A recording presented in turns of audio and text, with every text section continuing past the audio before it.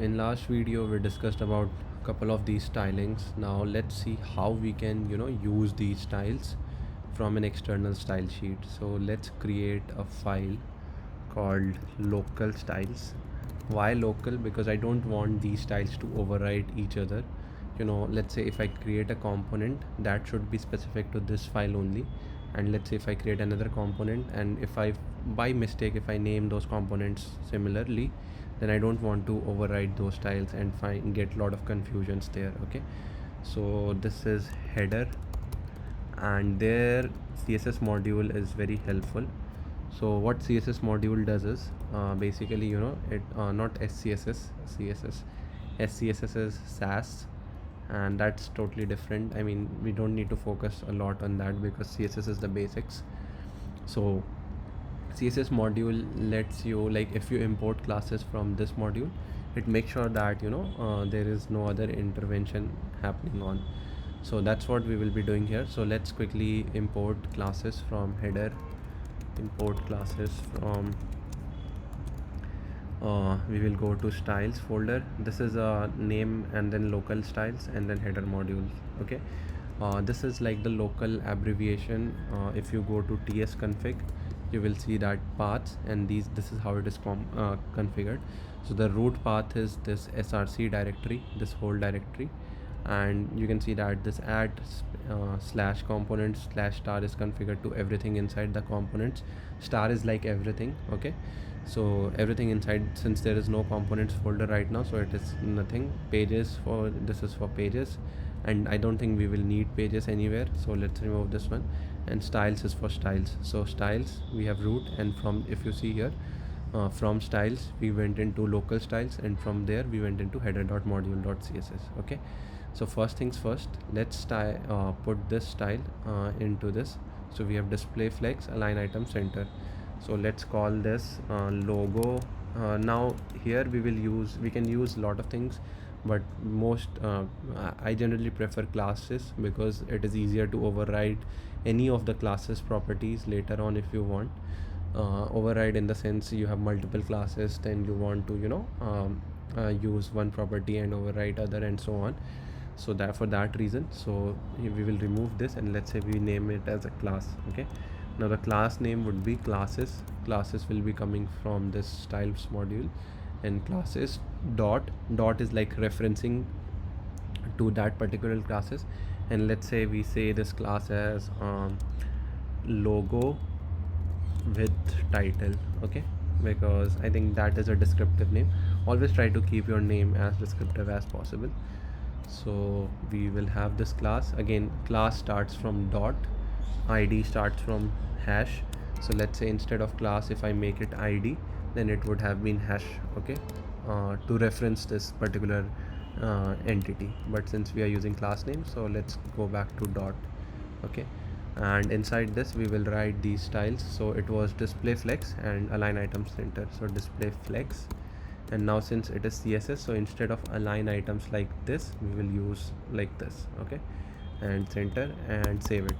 So this will do the job. So now we have got rid of the styles there. Now this h1 style, again we will have to remove this one. Font size is 50 pixels, data spacing is 2 pixels. So class name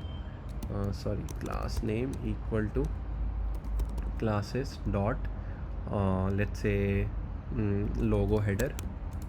Okay,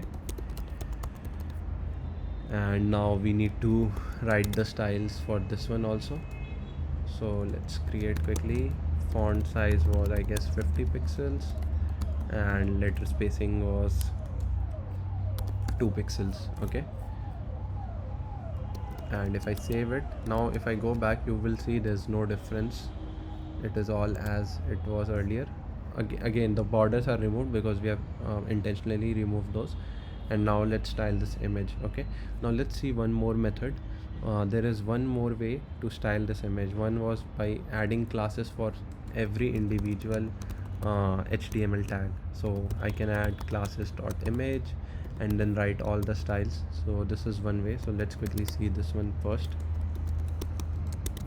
And here we have height 32 pixel, aspect ratio 1. So height 32 pixel, aspect ratio is 1. So this is one way. Another way would be to using css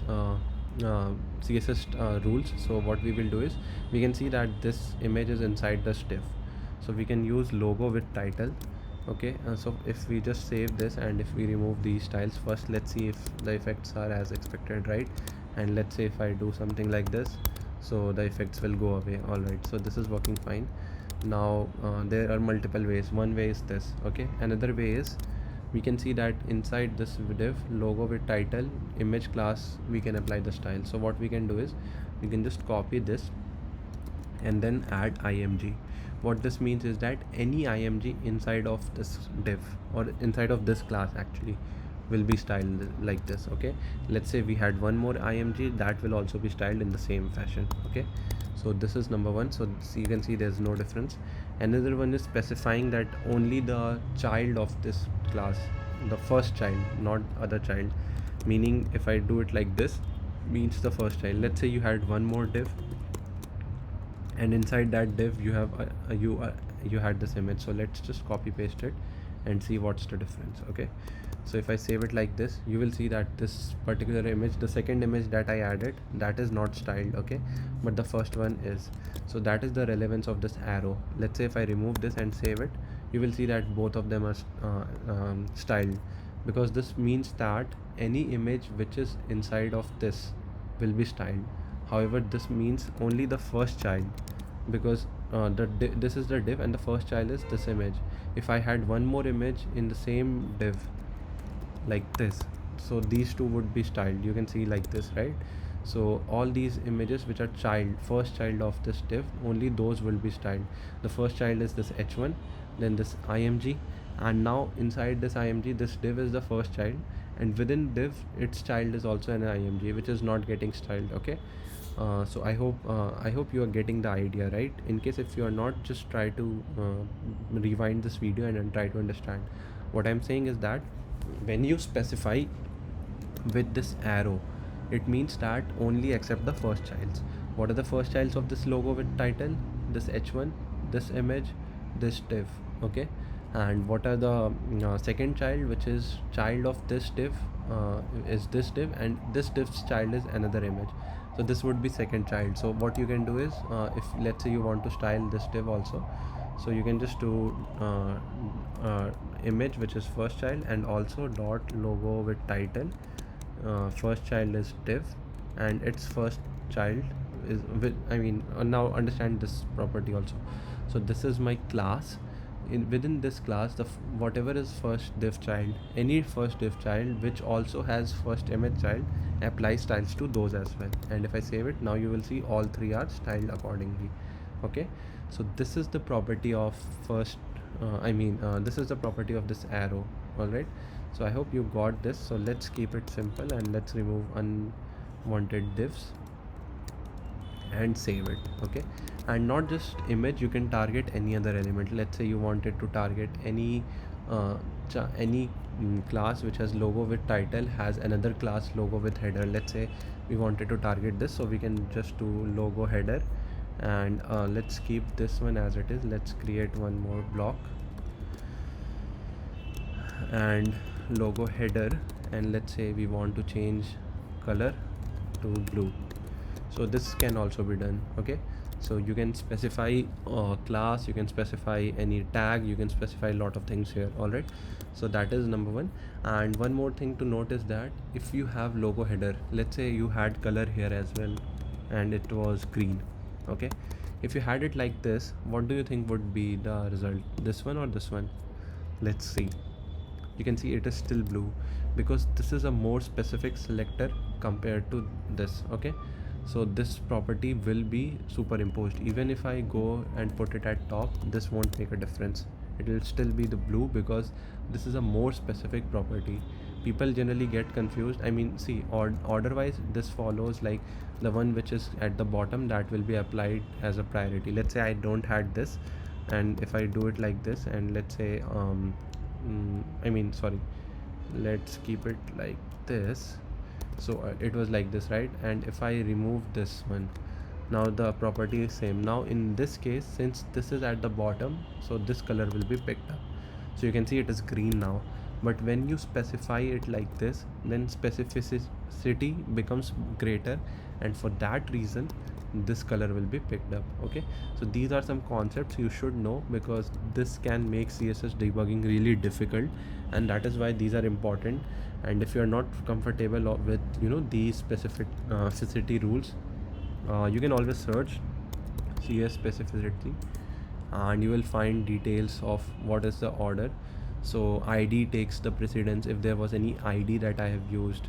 So inline styles, as I told you, the styles that we wrote directly here, style equal to something like this. Okay, so these takes the first precedence. Then IDs, let's say I had one ID and one class name here. So let's say I had ID, say classes dot abc, and if I do it like this, then whatever abc styles are, that would be overwritten no matter what. Okay, after that we have classes, pseudo classes, and attribute selectors. The example that I gave you, that was attribute selector. Okay, and then finally you have element and pseudo elements. So let's say basically what this means is, if you had image and then you had some height 50 pixels, in this case this would be more specific, and if I do it like this, then also this would be more specific compared to this one.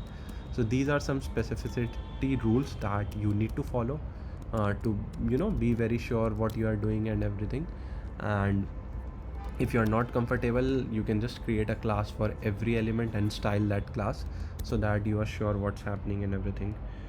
So this is how I would say all this works, and I hope you understood how we can convert inline style into CSS. That's all for this particular tutorial, and I will see you in the next video. Thank you very much.